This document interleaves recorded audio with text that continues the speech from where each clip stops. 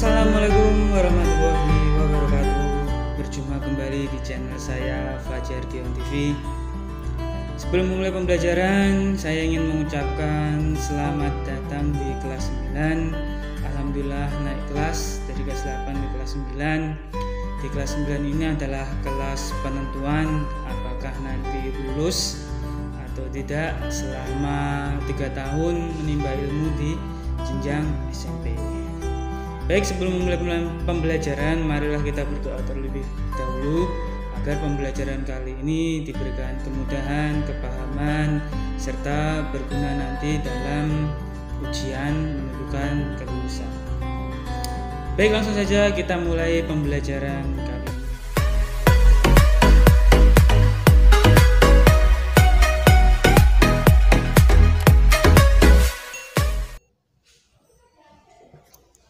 Ya, pembelajaran kali ini saya mulai seperti biasa. Sebelum mulai semesteran baru, kita memulai dengan materi. Materi apa saja yang akan kita bahas di kesempatan kali ini sepanjang semester ganjil di kelas 9. Materinya bisa dilihat pada slide di samping ini. Materi prakarya kelas 9 semester ganjil tahun ajaran 2021-2022. Bisa dilihat seperti biasa ada gambar makanan, gambar kerajinan. Ya, sama seperti materi-materi di kelas 7-8, kalian masih pengolahan, masih kerajinan, ada rekayasa dan budidaya. Bisa dilihat itu masakannya sekarang berubah. Dulu waktu kelas 7-8 itu sayur-sayuran, buah-buahan, terus umbi-umbian. Sekarang sudah mulai ke ikan, daging, dan juga kerajinannya sudah berubah menjadi kerajinan lebih sulit lagi tingkat kesulitannya, sendal, terus caping dan sebagainya. Langsung saja kita lihat slide berikutnya. Nah, ini seperti biasa prakarya itu dibagi menjadi beberapa aspek. Masih ingat aspeknya apa saja? Ya, 4 aspek seperti biasa, yaitu aspek pengolahan, kerajinan, budidaya, dan rekayasa. Pengolahan seperti biasa, kalian masak-masak, praktek di rumah. Karena masa pandemi seperti ini silahkan praktek di rumah. Masa seperti contoh tadi, yaitu berupa daging, ikan, dan sebagainya. Terus kerajinan sama juga, kalian juga praktek kerajinan seperti contohnya tadi, kerajinan sendal dari bahan serat dan sebagainya itu. Terus budidaya ini juga ada nanti, budidaya hewan atau tanaman bisa kita lihat nanti di slide terakhir. Dan juga rekayasa ini tentang kelistrikan dan sebagainya. Langsung saja kita bahas satu persatu. Yang pertama ada aspek pengolahan. Bisa dilihat pada gambarnya ada daging diolah menjadi makanan, ada rendang, ada opor. Dagingnya sendiri macam-macam. Ada daging ikan, daging ayam, daging kambing, dan sebagainya. Semua jenis olahan daging.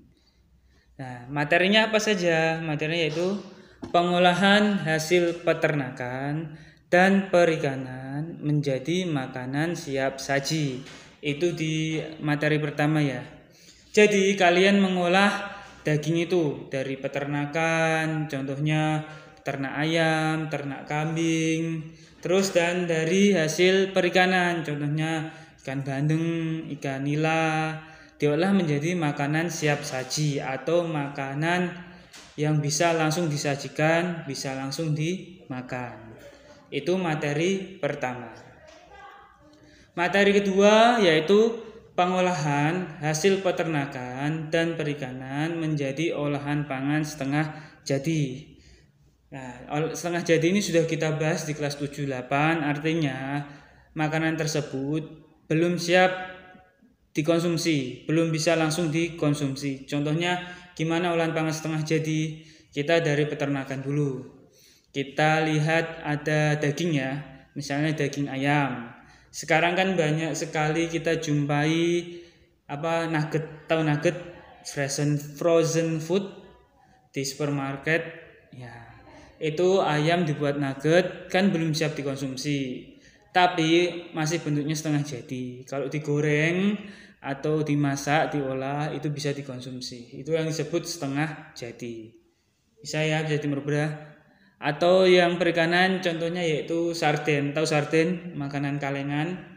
Biasanya ikan dikalengi terus nanti dimasak lagi. Itu namanya olahan setengah jadi. Lanjut ya. Kita ke aspek kerajinan. Bisa contoh lihat pada gambarnya, kita membuat ada serat. Serat itu di materi kelas 7. Masih sama serat alam. Tapi kali ini lebih sulit lagi kelihatannya, yaitu kerajinan bahan keras. Bahan keras dibagi menjadi 2, kerajinan bahan keras alam dan kerajinan bahan keras buatan. Kerajinan bahan keras alam ya contohnya itu seperti serat bambu. Terus kalau kerajinan keras buatan contohnya ya seperti ini kaleng. Ya kan, bisa dibuat kerajinan. Nanti kalian praktek membuat seperti itu. Terus budidaya. Budidaya bisa dilihat pada gambar samping, ada gambar ikan, terus ada gambar tambak, ada kolamnya. Ternyata materinya yaitu budidaya ikan konsumsi. Ikan konsumsi gimana? Ikan yang bisa dimakan atau diolah. Dibagi menjadi 3, ikan air tawar, ikan air payau, dan ikan air laut. Ikan air tawar biasa kita jumpai di mana? Di pasar ya. Di pasar contohnya ini ikan lele. Ikan lele kan di mana saja bisa, di air tawar, tapi bisa dikonsumsi. Enggak semua ikan di air tawar bisa dikonsumsi.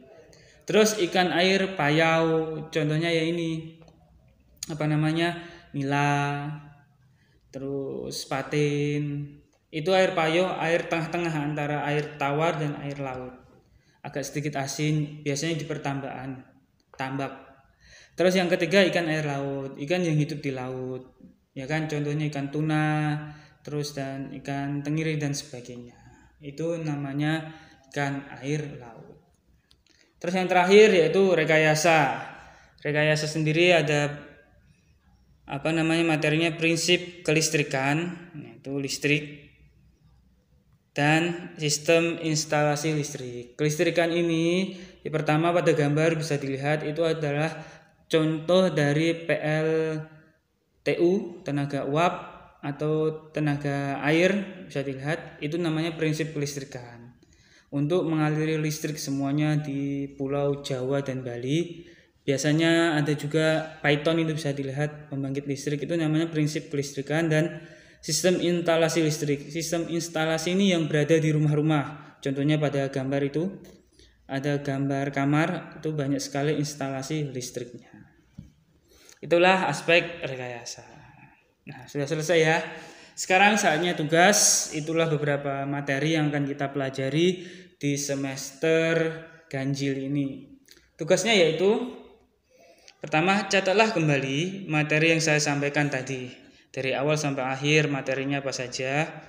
Ada 4 aspek itu, sebutkan bawahnya. Terus tulis di buku tulis, sertakan nama, nomor absen, dan kelas. Jangan lupa sertakan nama, nomor absen, kelas di atasnya itu, sebelum tugasnya di bawah itu. Karena apa? Kalian mengerjakan banyak, kalau enggak tercatat juga percuma, sia-sia.